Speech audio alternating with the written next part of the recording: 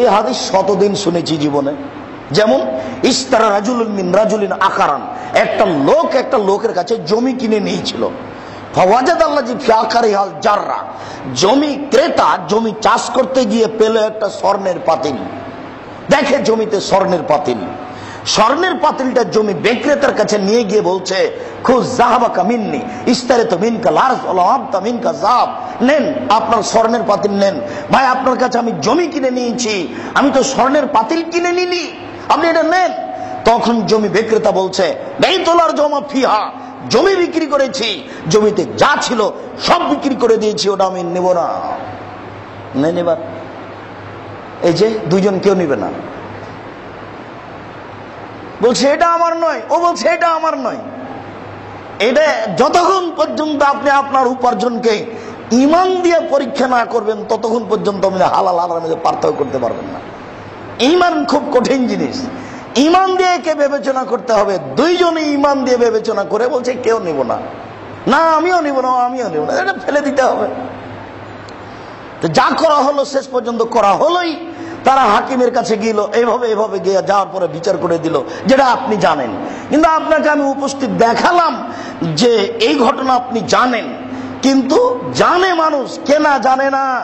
দাড়ি চাচা হারাম, চাচে তো সকালে সকালে আজকে চাচা এসেছেন, আপনি কি জানেন না? কেনা জানে না, টাকার নিচে কাপড় রাখা হারাম, খুব ভালোভাবে জানেন, এখনো আছে। কেনা জানে না সুদ ঘুষ হারাম, দিন রাত খায়, জেনেও খায়।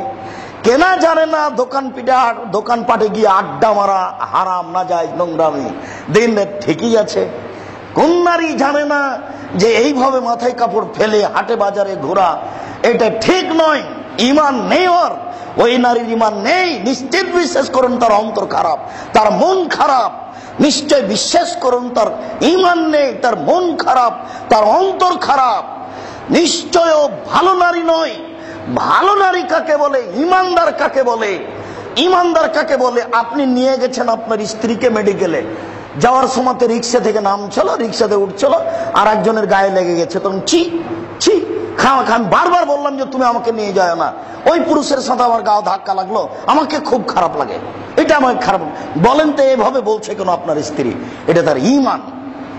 তার গাও অন্য এক পুরুষের গায়ের সাথে একটু লেগে গেছে, তাই আর ঘুম হয় না, তাকে খুব খারাপ লাগে, এটা হলো ঈমান।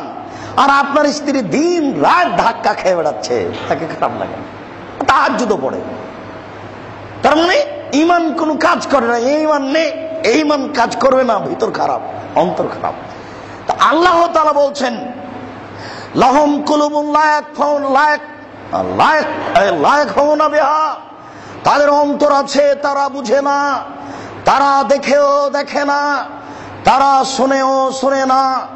তাদের চক্ষু আছে দেখে না, তাদের কান আছে শুনে না, তাদের অন্তর আছে বুঝে না, বুঝেও বুঝে না। উলাইকা কাল আনাম, তারা হলো পশু প্রাণীর মতো, তারা গরু ছাগলের মতো, তারা কুকুর শ্রীগালের মতো, বাল হুয়া আযাল, বরং তার চেয়ে খারাপ। মানুষকে আল্লাহ বলছে পশু প্রাণী। আপনারা তো শহরের মানুষ, যারা পল্লীর মানুষ তারা জানেন, আমরাও জানি। আমরা যখন আমার আব্বার গরু টরু নিয়ে মাঠে যেতাম, তখন গরুটা যখন ধানের দিকে আগে যেত, তখন আমরা বলতাম এই, থেমে যেত, একটু পরে আবার হাঁটতো। তাহলে বুঝেও বুঝলো না, ও হলো পশু, ওকে তো নিষেধ করলাম, তবুও তো চলে গেল, ও পশু, বুঝেও